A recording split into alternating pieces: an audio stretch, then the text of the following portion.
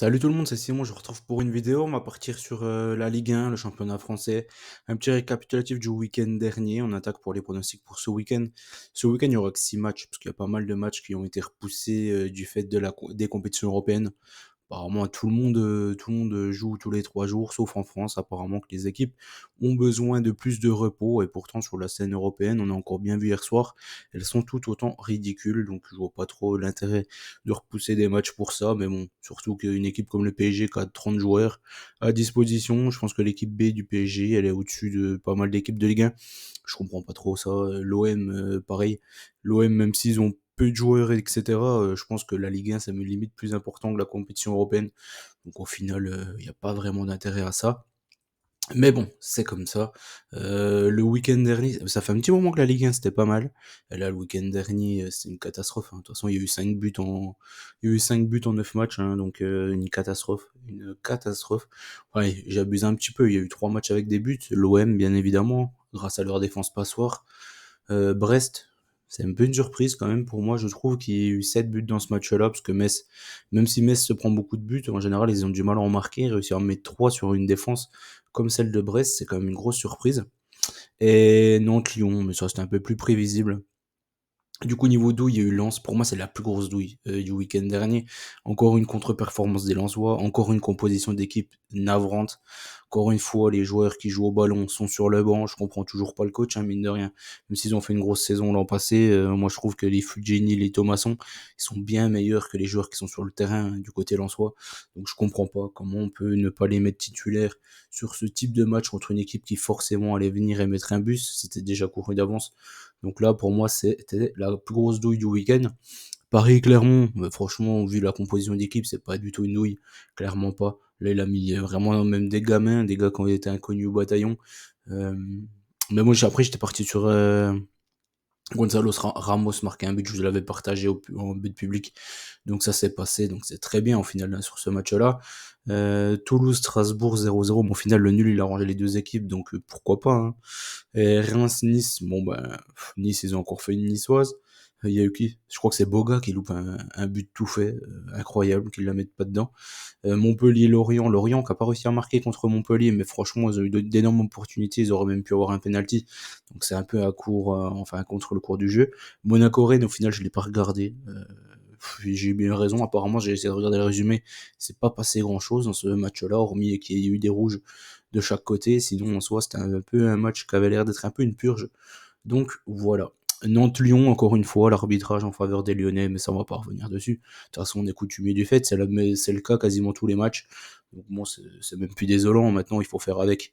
Malheureusement, ça sera comme ça tous les ans, et c'est comme ça depuis que Jean-Mi est arrivé. On commence. La Ligue 1, même qu'il soit parti, de toute façon ça continue, mais tant qu'il est toujours dans les instances françaises, de toute façon, le cas sera toujours le même. On part pour ce week-end. Ce week-end, du coup, il y a 6 matchs, comme je l'ai dit, je les ai tous mis sur le même tableau. Bon, il n'y a pas de matchs qui font rêver. J'ai essayé de faire en fonction du fait que les dernières fois, que la semaine dernière c'était une catastrophe, donc j'ai essayé de prendre. Franchement, je me suis pas affolé sur le premier Metz-Lens. Je vois pas Lens perdre du côté de Metz. Après, niveau but, on ne sait jamais avec Lens, ça peut très bien faire 0-0 ou 0-1, comme je l'ai dit et je le répète. Lens, c'est une équipe ultra physique, mais par contre, au niveau technique, il n'y a pas grand-chose. Il n'y a pas du tout de créateur dans cette équipe-là. Donc, je peux pas me faire confiance à cette équipe-là à 100%. Donc, je suis parti sur un Lens ou nul. Et je vois une victoire lensoise, un but à 0.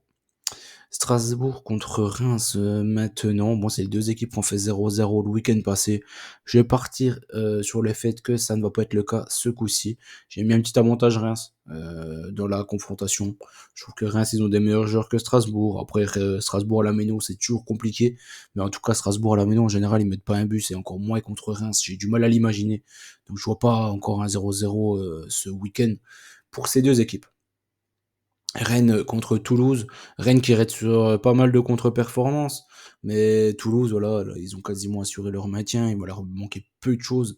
Donc j'ai du mal à les voir gagner du côté de Rennes, même si Toulouse à l'extérieur, c'est limite meilleur qu'à domicile. Donc faut quand même se méfier ici. J'ai couvert avec le match nul. Surtout que Terrier s'est pris un rouge le dernier match, qui est clairement le meilleur joueur de cette équipe rennaise.